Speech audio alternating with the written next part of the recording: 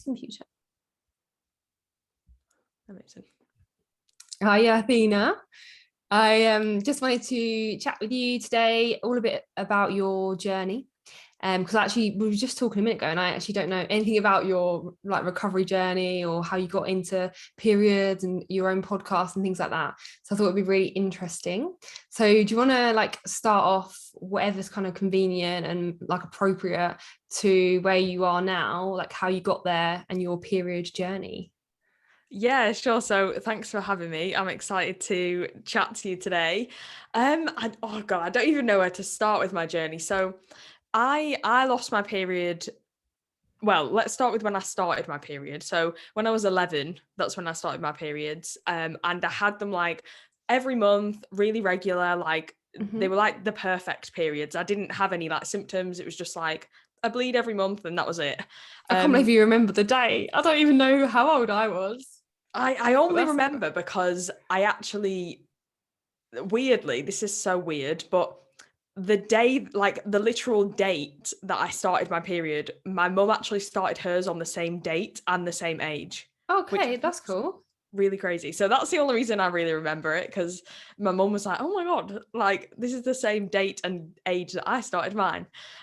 Anyway, so I started them at 11 and then I developed an eating disorder when I was 13, and that's when I lost my period.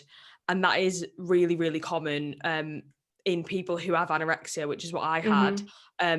Most people with anorexia lose their period just because of, you know, the food restriction, the overexercise, the low energy availability. So I sort of lost my period secondary to my eating disorder. And I had my eating disorder for about, I would say I was really sort of in the depths of it for about 8 years. So when I was about 20, 21, that's when I started to recover. But eating disorder recovery takes a long time. So I wouldn't say it was until even last year that I felt like I was really like fully, completely recovered. But even then, my periods were still sort of a bit AWOL. So the first period I had after I lost them when I was 13, I had at about 24. So it had been like 11 years that I'd had nothing at all. And then I had about 3 in that year. And then they sort of just disappeared again for like 6 months. And this was before I'd even heard of hypothalamic amenorrhea. I just kind of thought, oh, I need to just put a bit of weight on.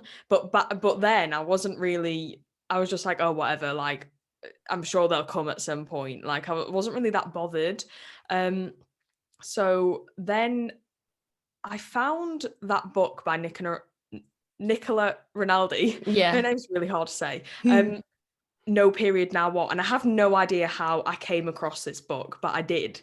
And I bought it and then I read it and I was like, okay, so this is more serious than I think. And, you know, the periods are really, really important and I should probably start trying to think about getting mine back. But I remember when I first read that book and she said like, eat 2,500 calories and don't exercise at all. And back then I was like, am I hell doing that? Nah, I'll carry on what I'm doing and see if my periods come back. And obviously we weren't going to, because I was working out a lot and I was eating enough not to lose weight, but I needed to eat more. I just did. So basically since then, for the last 2 years, I've basically been working on it, and I have had quite a lot of recovery periods. I've honestly lost count of how many. It's probably 11 or 12 maybe. But they're sort of just all over the place still. So that's what I'm working on at the moment, is just trying to get them like, you know, regular, making sure I'm ovulating every time. Because in fact, I messaged you, didn't I, about a few weeks ago, saying, oh, I only had like a 2-day period, and I think it's because I didn't ovulate because I was really stressed with moving. So yeah, it's just at the moment, I'm just trying to optimize my cycle and get it more regular, really. It's great that you are looking at your cycle and tracking your cycle like that and know the signs, because 2 days probably does indicate that you haven't ovulated. It's under the like optimal 3 to 7 day mark. And if you've not always had it 2 days, and do you track it as in you've ovulated or not? I know you said there's a lot of stress going on that time. Yeah, well, I track my basal body temperature and Oh, I fab. really look a lot at like cervical mucus. Mm, And I mean, yeah, they're sort of the only two methods that I use. I obviously look at like hormonal symptoms as much as I can as well. And I do mm-hmm. find that sometimes around ovulation, I'm like, my boobs get really sore. And I Yeah, know that's related to like periods. Like I get really estrogen. sore boobs around my period, but I also sometimes get them on like around ovulation. So that's kind of Yeah. looking out for a bit as well. Yeah. Usually people get that around ovulation due to the spike in estrogen with the sore boobs, which can go hand in hand with PMS and like maybe excess estrogen. So you can just go all the way down the rabbit hole of that. But you mentioned like bringing it back. You mentioned about having anorexia like at a very young age. It sounds like. How did you like know that you had that turn? Did you go to the doctors and that's what they labeled it? What were the signs for you? Yeah, I mean, I was sort of in denial about it. So I'd lost a lot of weight. Like I'd lost about it was about actually I don't want to say numbers in case people get Mm, triggered, but I lost a lot of weight basically.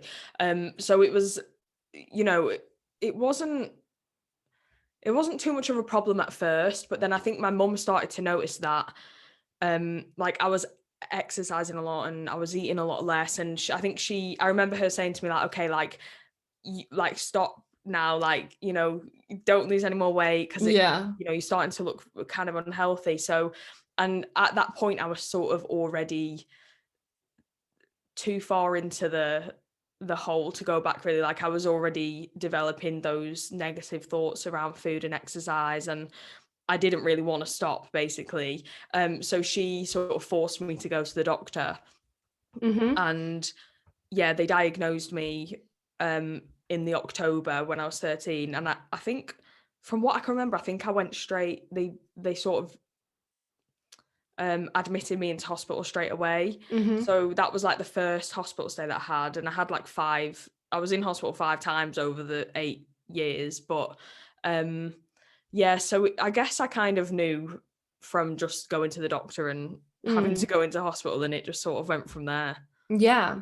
What do you think was like the original influence and trigger for you to go down that road of like you said you lost some weight, maybe working out? Do you think like what was underneath that was like social media, or you had self-esteem issues, or a need for control? What do you think? Have you ever thought a bit deeper about how it all began?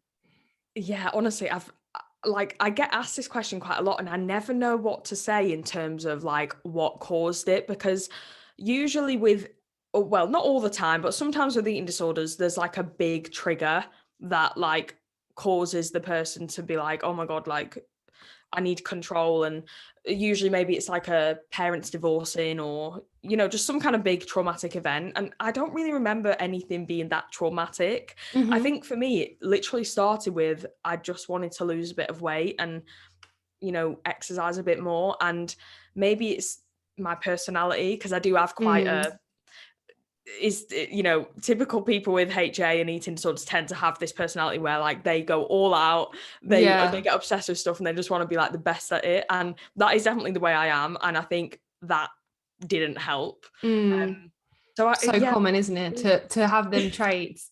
We could like everyone's got different parts of their story, but then it all kind of threads into that kind of personality traits usually anyway. Literally, yeah, so much of the time. And yeah, I think it was probably just that, really. I don't have any particular trigger, so yeah, I think it's just me going over the top. Yeah. With as well as like the same personality traits, I think it's really common as well to have other, I don't know if it's called like mood disorders, like say anxiety, OCD, things like that. Do you resonate with them kind of things as well? Because I believe that's quite common with eating disorders, HA.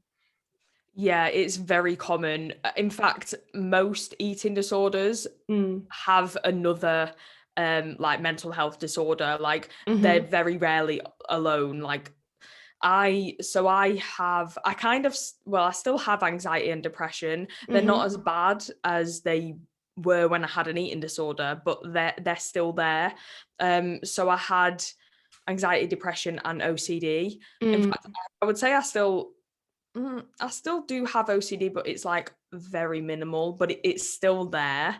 Mm. But they were all a lot worse when I had an eating disorder. And I guess that's just because they all interlink so Mm. closely.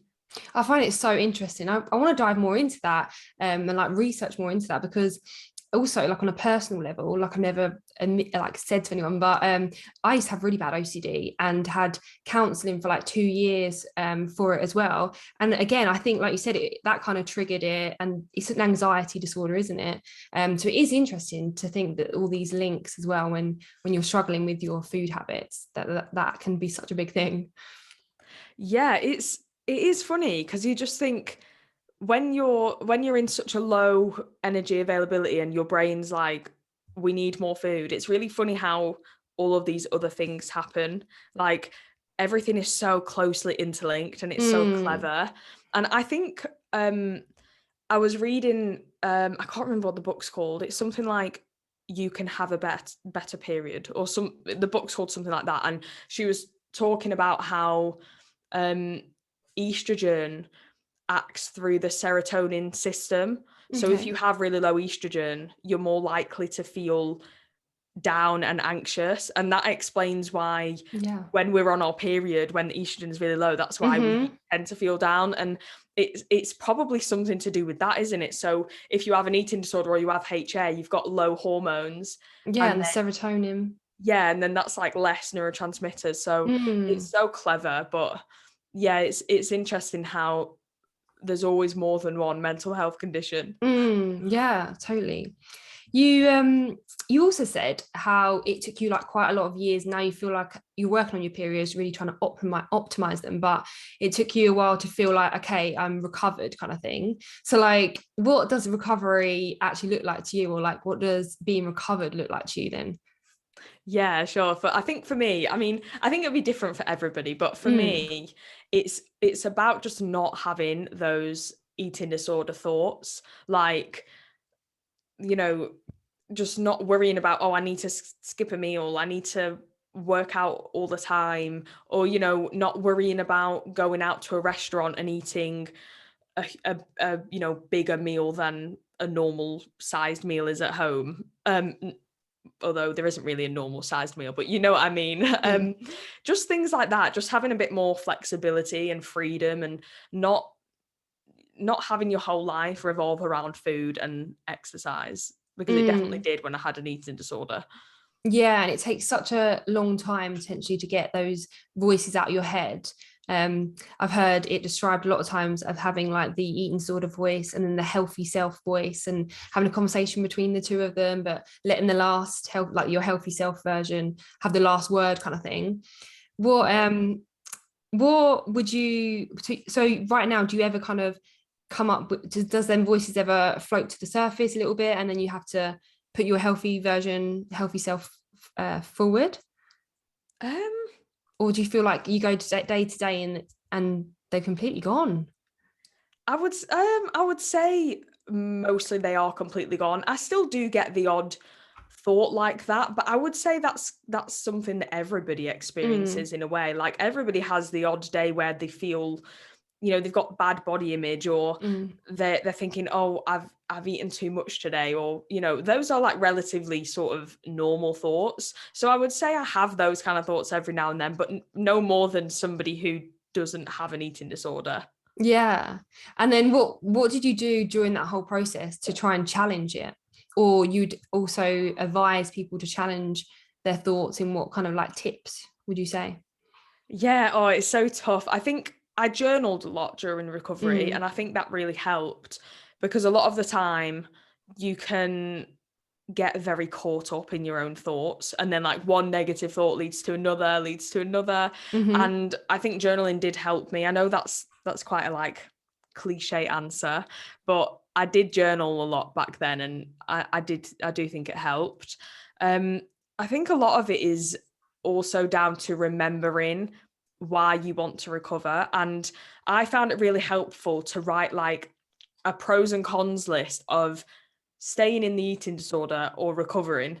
And I found that the cons of the eating disorder were extremely long and the pros of recovering were extremely long. And that just made me think like, why am I need to recover because look at all of these pros, and what is the eating disorder giving me? And it was basically nothing really.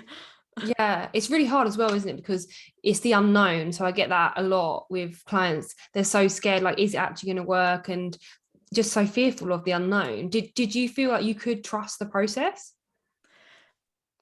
Probably not, no. I think that's maybe why it took me a long time to recover. And it's the same with HA, really. Like, it's about trusting the process, but that's a lot easier said than done. Did it take, do you say, about 11 years for you to actually regain a cycle, like as in actually to get a bleed? Yeah, so I had like literally absolutely nothing from like 13 to 24. And even that first period when I was 24, that just literally came out of nowhere. Like I didn't expect it. And I was like, what? Like, where has this period just come from? Because it was just after I'd gone through a breakup actually. And it was in the middle of the lockdown. And it was just really random, like out of nowhere. So yeah, it took 11 years, but I didn't even do anything to actively try and get that first period. I mean, it probably wasn't optimal. I can't remember how long it was, and I probably didn't ovulate, but it was crazy to just have something happening down there.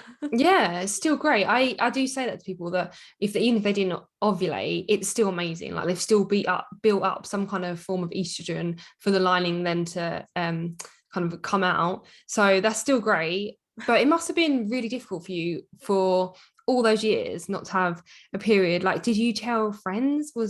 Or did you like not mind? Was you quite ashamed? And how did you like discuss that with friends or family?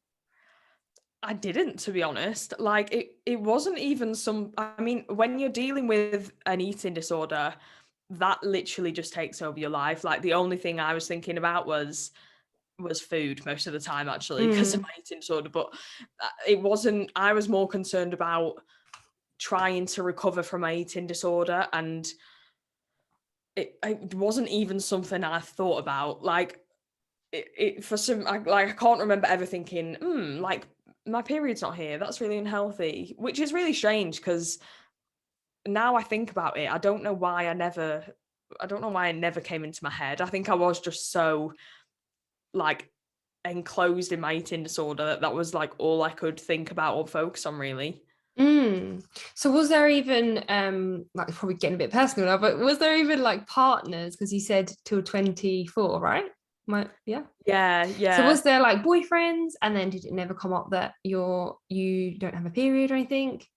Or like, do you know, sometimes men are like, oh, you're on the time of the month, that kind of thing. Yeah, And then was you like, no. actually, no? Do you know what? It actually didn't, funnily Okay. enough. I'm trying to think back to, so I had a boyfriend at 19, and then I was with someone else from 20 to 24, and then I went through that breakup.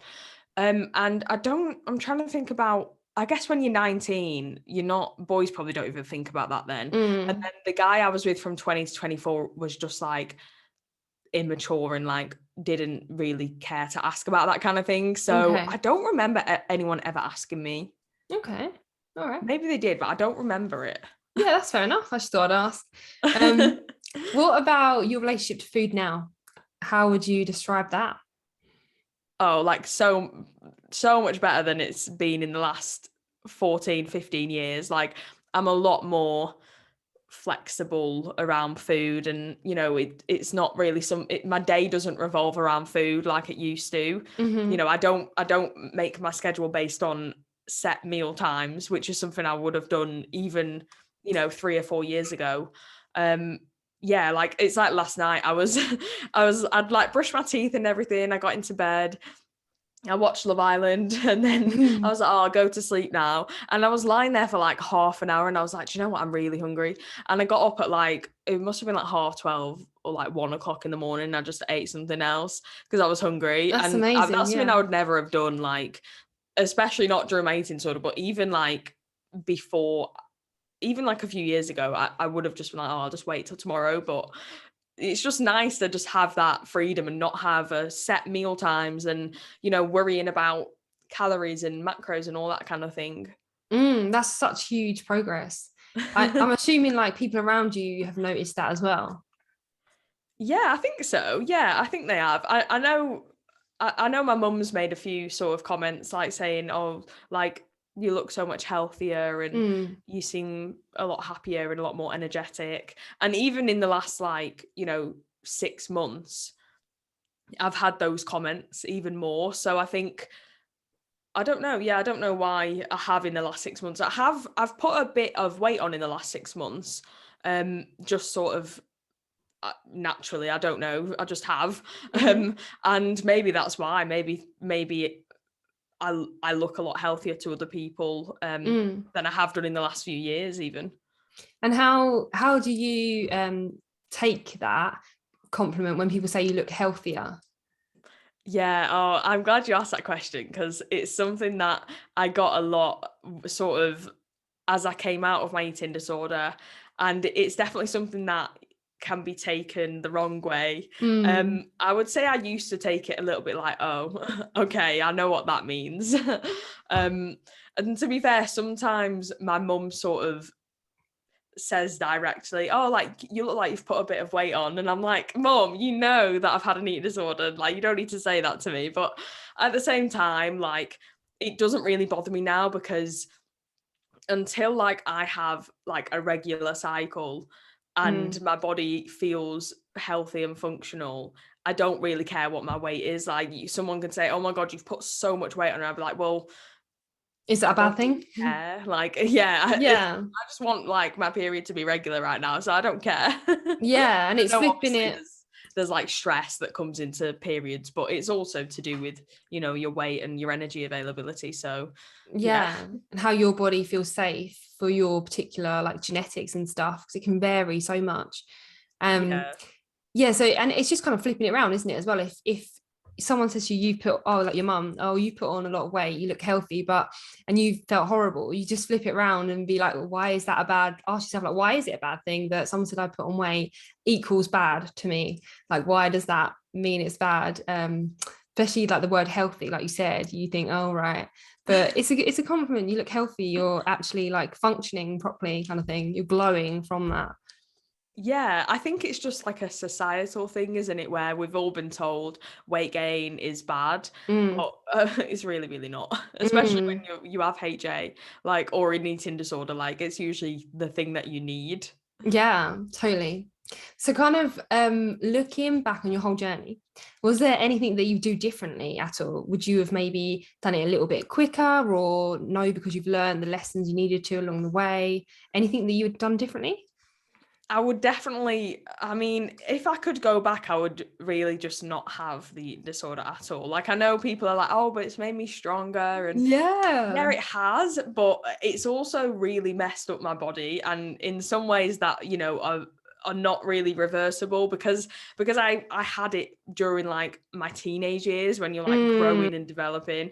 And I definitely think like my social skills maybe have like, I don't know. Suffered. I feel personally like they've suffered a little bit. Yeah, like I do feel like I don't know. People would say I'm really confident, but I think I'm quite like an awkward person socially, and I think I that's don't. probably. Do you know what I mean? And you've got a podcast as well. I would not put them words with your name. So, I don't know. Maybe it's like an internal thing, but I don't know. I do think like there are definitely things that like I would just rather not have had to deal with. Like, you know, like I'm worried about like my bone health, my heart health, all of that kind of thing. So I'd rather have just not had the eating disorder. But I guess it does. If you've gone through eating disorder recovery, you can do anything, because that's the hardest thing you will ever do. Yeah. Do you think the main things that you feel like maybe have suffered is your bone health, and your heart health, and like you said, maybe social? Do you think they're the things that have suffered the most, having it especially in them pivotal young ages? Yeah, I would say so. Yeah, I remember having a DEXA scan when I Oh, was you like, did. I must have been about 15, I think. And so they mark it from +2, which is really good, to -2, which is like really bad. And they told me that mine was -3. So I was like, oh, so I'm off the scale bad.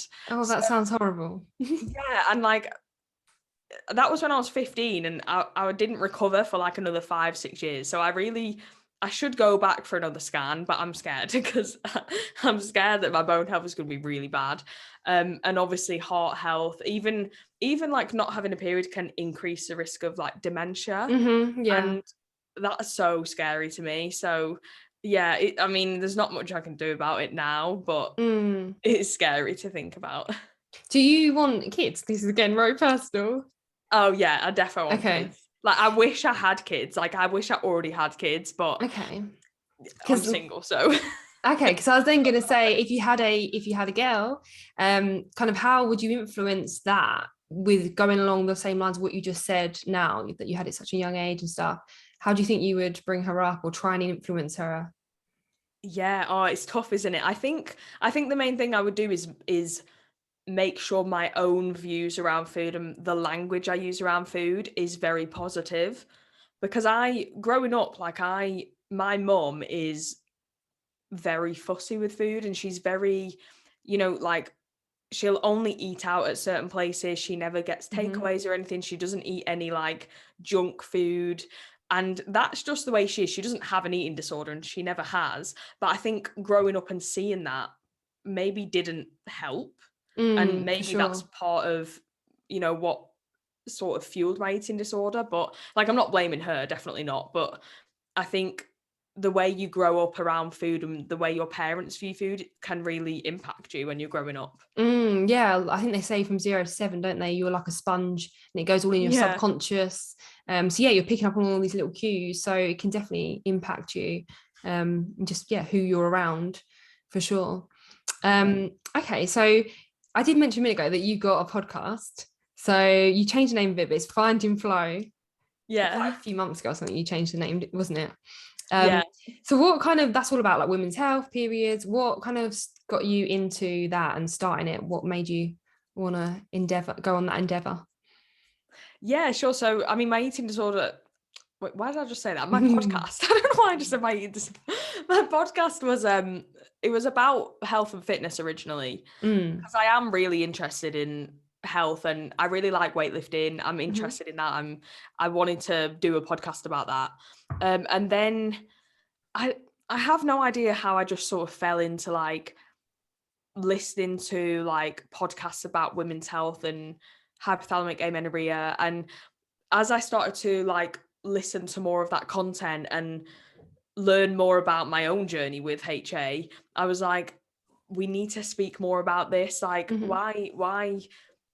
why do women not get taught about this? And I know we were talking about this in the podcast I did with you. Yeah. And I go on about this all the time, but it's like people just have no idea about their cycle and how important it is. And I was just like, we need to spread more awareness about this. So I was like, I'll change my podcast and focus it more on women's health and menstrual cycle and all that kind of thing.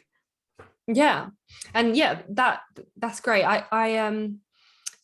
So before, was you doing purely stuff about fitness, was it? And a little tiny sprinkle of women's health?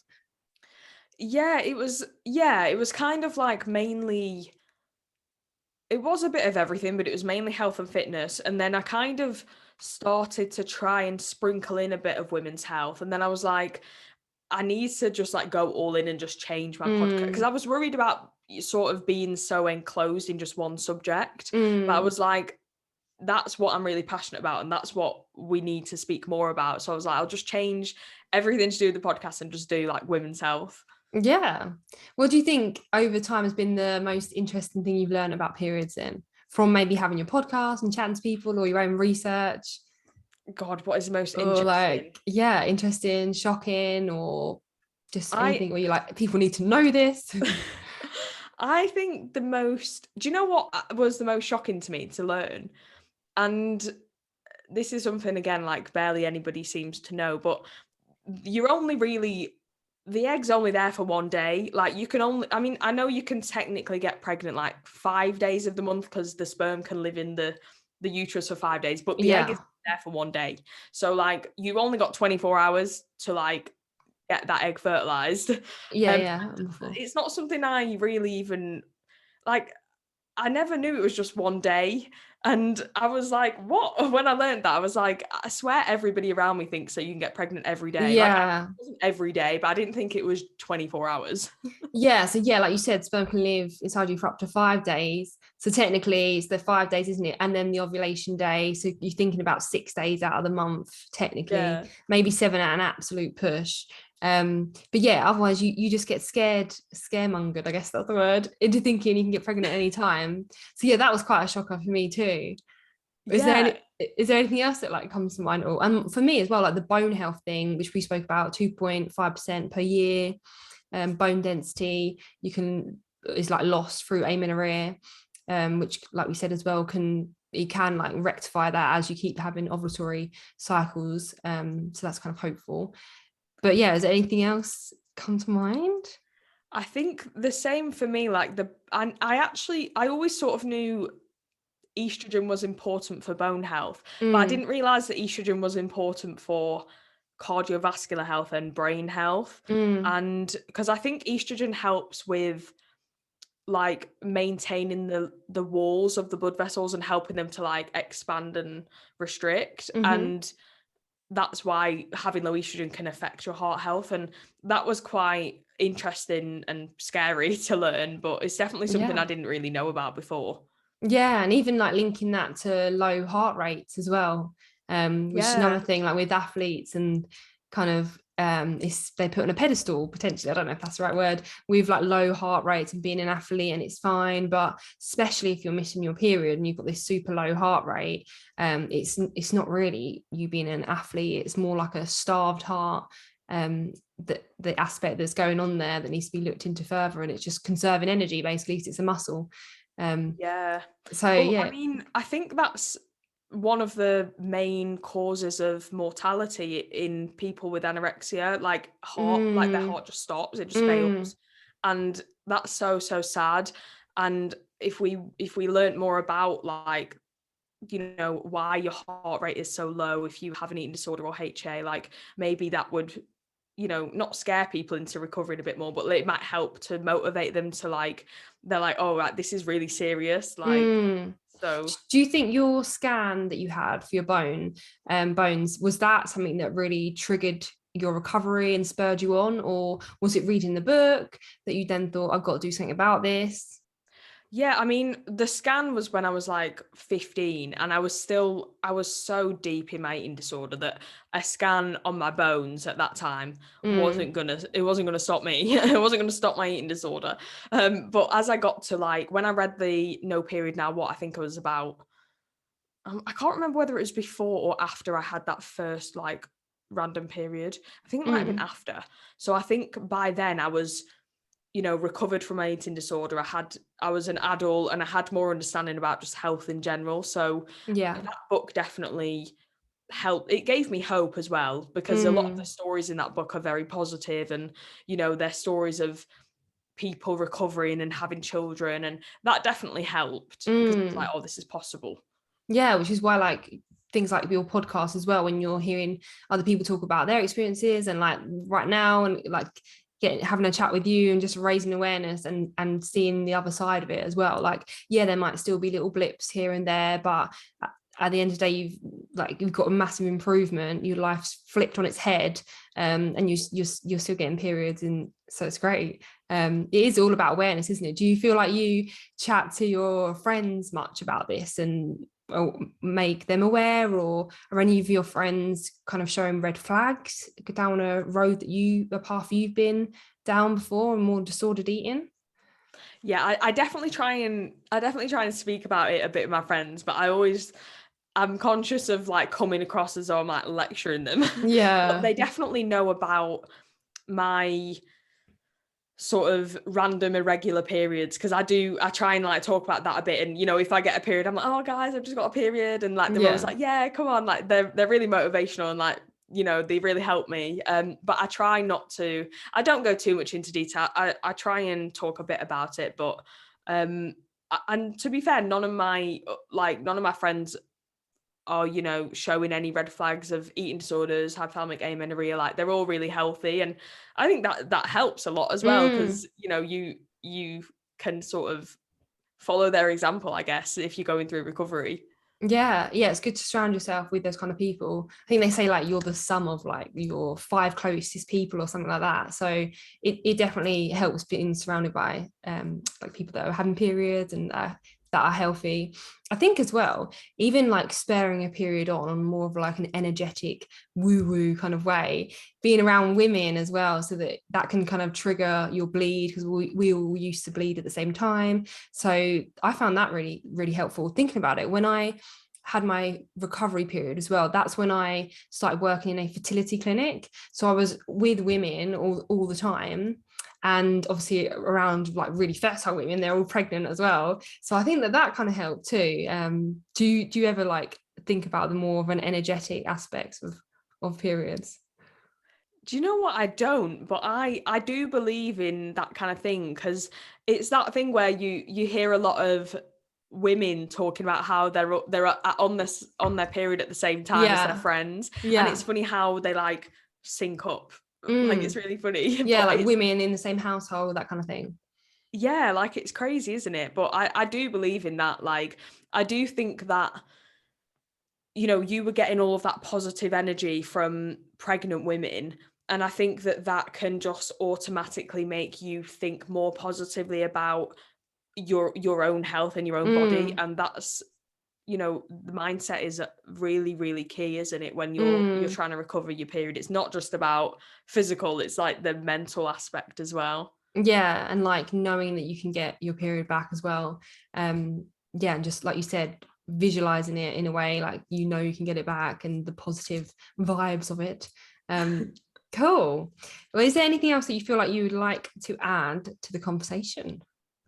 I would just say, I think anyone listening to this, if they're going through an eating disorder or if they have HA, like, just keep going. Like, it could take years to recover from an eating disorder, or, you know, optimize your cycle and get it back perfectly every month. But you have to just keep going, and you really do have to trust the process. I know we mentioned that before, but it's hard. Like, it's so difficult, but it's so worth doing. Yeah, 100%. And you're the proof as well. Like it's quite a long time there, but you just kept on going, and there is light at the end of the tunnel. So thank you so much. I really enjoyed chatting with you. I'm sure like we can do another one sometime and dive into something a bit more in particular. So yeah, thank you so much for coming on. Oh, no problem. Yeah, I'd love to come back on, and you'll have to come back onto my podcast as well. Yeah, we can talk about another kind of topic as well. Yeah. Thank you.